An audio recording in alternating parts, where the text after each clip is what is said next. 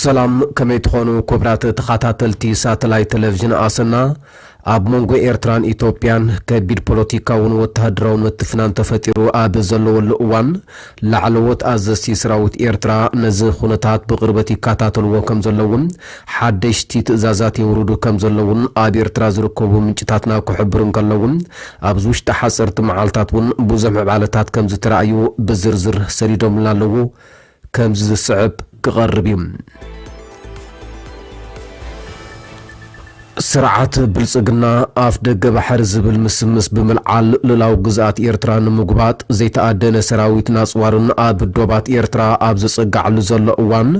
ሰራዊት ኤርትራ ምዕባለታት ብትኹረት እናተኸታተለ ኣብ ልዑል ተጠንቀቕ ምህላውን ምንጭታትና ካብ ኤርትራ ኣረጋጊጾም بمسرت آب ኤርትራ ዝርከቡ ምንጭታትና ፐርሰናላት አባላት ሰልያን ኤምዳድን ግንባራት ኣብ ዝሶሙን ብላዕለዎት ኣዘዝቲ ሰራዊት ኣኼባ ተገይርሎም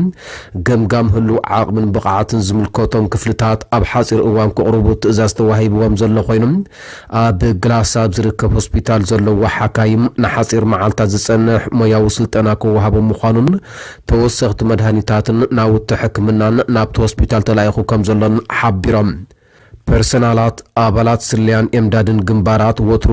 ንንጥፈታት ስራሕ ዓቕሚ ብቕዓትን ሓበሬታን ዝምልከት ጸብጻብ ዘቕርቡ እኳ እንተኾኖም እዚ ናይ ሕጂ ተዋሂቡ ዘሎ ትእዛዝ ፍሉይ ዝገብሮ ግና ብናይ ቀረባ ሓለፍቶም ወይ እውን ኣብ ምድብ ግዚኡ ዝሕተት ዘሎ ዘይኮነ ብላዕለዎት ኣዘዝቲ ሰራዊት ዝተዋህበ ህፁፅ ትእዛዝ ምዃኑ እዩ ካብ ተወሳኺ ኣብ ወፃኢ ሃገር ናይ ስርዓተ ምክልኻልን ተወንጨፍትን ሚሳይላት ስልጠና ክወስድ ዝጸንሑ ብርክት ዝበሉ አባላት ኣብ ውሽጢ ሶሙን ኤርትራ ከም ዝተመልሱ ምንጭታትና ኣረጋጊጾም ሰበስልጣን ብልጽግና ኢትዮጵያ እስርትና ጂኦግራፊ ኮይና ክትቅጽል ኣይንፈቅድን ብዝብል ኣፍ ደገ ባሕር ንምውናን ኣድላይ ዝበሃል ስጉምቲ ካብ ምውሳድ ድሕር ከም ዘይብሉ ክፍክሩ ኣብ ዝስምዑሉ ዘለዉ እዋን ኣብ ዞባ ቀርኒ ኣፍሪቃ ሓደገኛ ኩናት ከይውላዕ ስጋት ብዙሓት ኮይኑ ምህላውን ንኩነታት እቲ ዞባ ብቅርበት ዝከታተሉ ወታደራውን ፖለቲካውን ተንተንቲ ይገልጹ እዮም ስርዓት ብልጽግና ኣብ ትግራይ ዘሎ ሓይሊ ከም ዓብይ ስጋት ርእዩ ደጀን ሰራዊት ንዝኾነ ህዝቢ ትግራይ ንምህላቅ ዕፅዋን ክልከላን ኣዊጁ ጎደናታት አዲስ አበባ ናይ ምርኢት ሰራዊት ናጽዋርን ብምቕያር ኣብ ልዕሊ ኤርትራን ትግራይን ወራር ንምክያድ ኣብ ምሽብሻብ ይርከባሎም ስርዓት ኢትዮጵያ ልዕሊ 20 ሚልዮን ካብ ህዝቡ ከቢድ ሕጽረት መግብን መድሃኒትን ኣጋጢምዎ ተጽባይ ህጹጽ ረድኤት ኮይኑ ምህላው ውድብ ሕብራት ሃገራት ኣብ ዝጠንቀቐሉ ዘሎ እዋን ቢልዮናት ዶላራት ሂቡ ኣጽዋራት ክሽምትን ሰራዊት ክምልምልን ከሎም እታ ንነዊሕ እዋን ብዝተነበረላ እገዳ ዝተዳኸመ ሓይሊ ኣየራ ንምብርባር ትጓየ ዘላ ኤርትራ ብወገና ካብ ኢትዮጵያ ክገጥማ ንዝኽእል መጥቃዕትን ንምምካዝ ዝኽእላ ካብ ሃገራት ወሽመጥ ዓረብን ሩስያን ነፈርቲ ውግእ ድሮና ሚሳይላትን ምሽማታ ይሕበር ሰበስልጣን ብልጽግና ኣብ ዝተኣከብዎ ኣኼባን ዝተዓደምዎ መገሻን ጉዳይ ኣፍ ደገ ባሕሪ መውፅእ ኣፎም ኮይኖም ወግሒ ፀብሒ ወነንቲ ባሕሪ ንምዃን ዘድሊ ዋጋ ክኸፍሉ ምዃኖም ኣብ ልዕሊ ኤርትራ ቁልዕ ወራር ከም ዝፍጽሙ ኣግሂዶም እዮም ብዛዕባ እዚ ብዝምልከት ነፍሲ ወከፍ በዓል ስልጣን ብልጽግና ዝተዛረቦ ዝርዝር ኳኳ ዝውዳ እንተዘይኮነ ገለ ንምጥቃስ ዝኣክል ግና ሓለቓ ጠቕላሊ ስታፍ ሰራዊት ኢትዮጵያ ፊልድ ማርሻል ብርሃኑ ጁላ ኢትዮጵያ ኣፍ ደገ ባሕሪ ክትውንንያ 2 ሚልዮን ህዝቢ ዘለዋ ኤርትራ ነታ ብዙሕ ህዝባ ናብ 200 ሚልዮን ገጹ ዝኸይድ ዘሎ ሃገር ባሕሪ ክትከልኣ መጎታዊ ኣይኮነን ክብል ብ25 ጥቅምቲ 2025 ተዛሪቡ ነይሩ ብርሃኑ ጁላ ነዚ ዝበለ ዝሓለፈ 25 ጥቅምቲ 2025 መበል 118 መዓልቲ ሰራዊት ተሃገር ኣብ ዝተባዕለሉ ኣጋጣሚ ተኣዛዚ ኢትዮጵያ ሰለስተ ነገራት ያትደሊ ዘላ ሰላም ምዕባለን ኣፍ ደገ ባሕርን ኢትዮጵያ ብመሬት ክትዕጾ ዝግብኣ ኣይኮነን ህዝብና ሕጂ 130 ሚልዮን በፂሕሎም ኣብ ዝመጽእ 25 ዓመታት ድማ 200 ሚልዮን ክበጽሕዮም ስለዚ ከመይልኡ ረብሓ 2 ሚልዮን ካብ ናይዞም 200 ሚልዮን ዝበልጽ ክብል ተሰሚዕ ርትዓዊ ኣይኮነን ክብል ዝቐጸለ ብርሃኑ ጅላ ምስ ዓለም ለኻዊ ሕጊ ዘይሳነን ኢመጎታዊ እውን ድሕር ምባል ኣብ ዝሓለፈ 30 ዓመታት ደቂስና ምንባርና ኣመና ዘሕዝን እዩ ሕጂ ግን ተበራቢርና ለና ሰላም ምዕባለን ኣፍ ደገ ባሕርን ከነረጋግጽና ክብል ተሓንዩ ሰበስልጣን ብልጽግና ኢትዮጵያ ኣፍ ደገ ባሕርን ክትረክብ ዘኽእል ሕጊ ኣየናይ ዓንቀጽ ምዃኑ ክጠቕሱ ዘይክእሉ ኮይኖም ካብ ሓበራዊ ስምምዕ ተጠቃምነት ሓሊፉ ነዚ ዘራትዕ ሕጊ ከም ዘለውን ምሁራት ኣህግራዊ ሕግን ዓለም ለኻዊ ዝምድናታትን ክገልጹ ጸኒሖም እዮም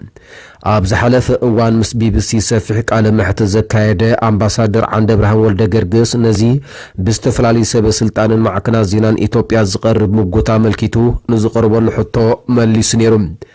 ንሱ እቲ ዝበሃል ክንድዚ ኪሎ ሜትር ካብ ባሕርን ተሪሒካ መሰላልካ ዝበሃል ሓሶት እዩ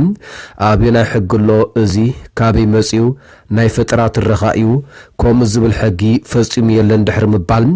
ካልእ ኣፍ ደገ ባሕርን ኢትዮጵያ ህለዋዊ ግድነት እዩ ዝበሃል ኢትዮጵያ ብዘይ ዋንነት ኣፍ ደገ ባሕሪ ሙሉእ ህይወታ ጸኒሓ እያ ስለዚ ዋንነት ኣፍ ደገ ባሕሪ ንኢትዮጵያ ግድነት ኣይኮነን ብዘይ ኣፍ ደገ ባሕሪ ንዝነውሐ እዋን ዕድሚኣ ጸኒሓ እያ ይብል ፕሬዚደንት ኢትዮጵያ ታየ አስቀስላሴ እውን ኢትዮጵያ ኣፍ ደገ ባሕሪ ንምርካብ ትገብሮ ዘላ ጻዕሪ ዘለኣለማውን ካብ ጉዳይ ሉላውነት ዘይፍለን ምዃኑ ብምግላጽ ሉላው ግዛት ኤርትራ ምግሃስ ሕጋዊ ስጉምቲ ከም ምዃኑ ክገልጽ ፈቲኑ ታየ አስቀስላሴ ነዚ ዝገለጸ መበል 130 ዓመት ዓወት ዓድዋ ንምብዓል ኣብ አዲስ አበባ ኣብ ዝተኻየደ ስነ ስርዓት ኮይኖም እቲ ላዕለዎት ሰበስልጣን መንግስቲ ኣዘስቲ ሰራዊትን ዕዱማት ወፃን ዝተሳተፍዎ ጽምብል ብመንግስታዊ መራኸቢ ብዙሃን ኢትዮጵያ ብቐጥታኡ ተፈንዩ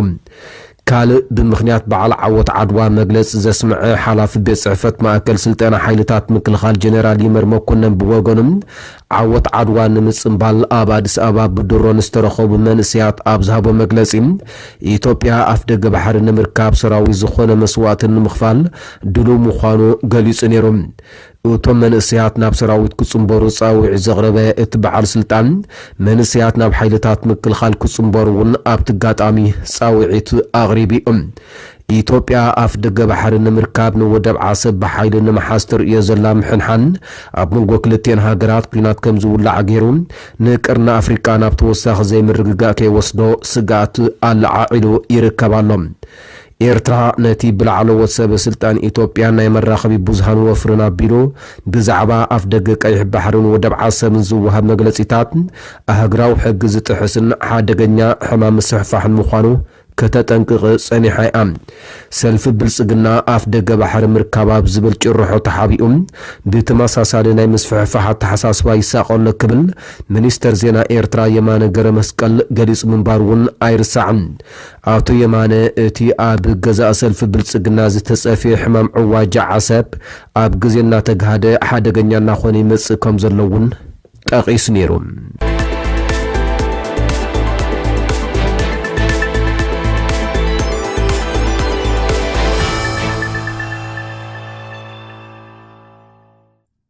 ሕጊ ስደተኛታት ዓባይ ብሪጣንያ ኣዝዩ ጸኒዑ ከም ዘሎ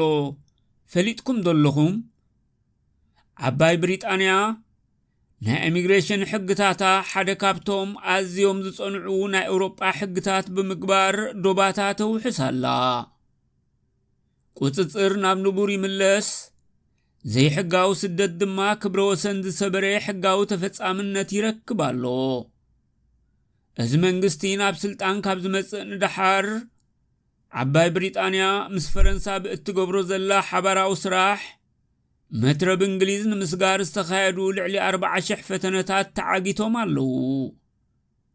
ብመሰረት ውዕል ዓባይ ብሪጣንያን ፈረንሳን እቶም ብዘይ ሕጋዊ መንገዲ ብናእሽቱ ጀላቡ ናብ ዓባይ ብሪጣንያ ዝኣትዉ ሰባት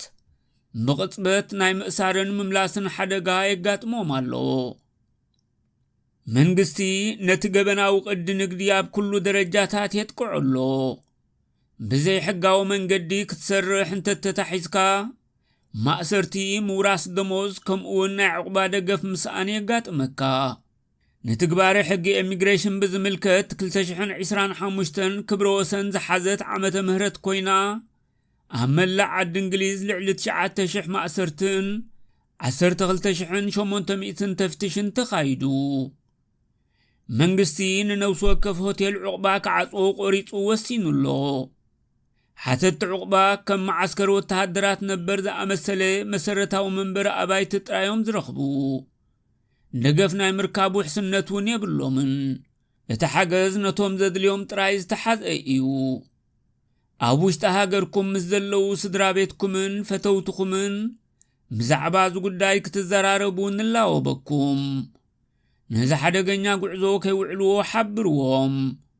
سبات بحري موتلو أب عباي بريطانيان تبصحون كمقحون تأثير كامملاس كقاتمو منيو